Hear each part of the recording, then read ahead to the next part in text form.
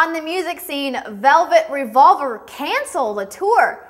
Plus, why Paul McCartney wasn't at the Beatles tribute last night, and details on the fate of Death Row Records.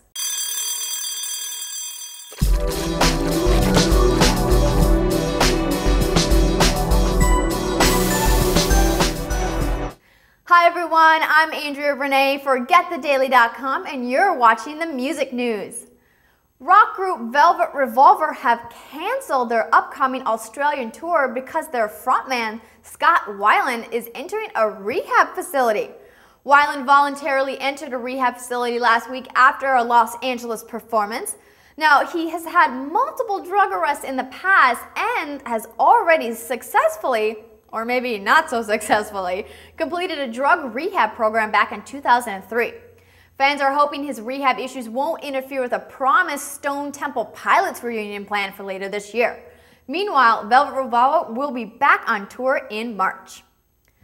Iconic Beatles singer Paul McCartney is in court today and thus couldn't be at the Grammy ceremony last night with Ringo. It kicks off a 5-day divorce battle between him and his ex-wife Heather Mills. After dumping her lawyers, Mill will represent herself as she attempts to collect £50 million from McCartney after just 4 years of marriage. The singer is worth an estimated £825 million, or roughly $1.6 billion. So the money isn't going to be a huge loss for him, but it could set a precedent in measuring how much money spouses can ask for in settlements. An outcome is expected later in the week. Rap star and super producer Dr. Dre wants an investigation into the failing record label Death Row Records.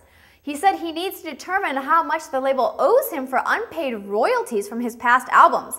He said similar claims denied by the court system in the past, but was recently granted an appeal for the dismissal of one of those suits.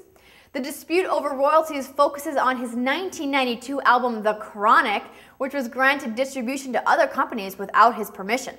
Problem is, Death Row Records is trying to sell to Warner Music Group, which could completely complicate Dr. Dre's attempt to get back the millions of dollars allegedly owed to him. You just heard the music news. I'm Andrea Rene, and thanks for watching GetTheDaily.com.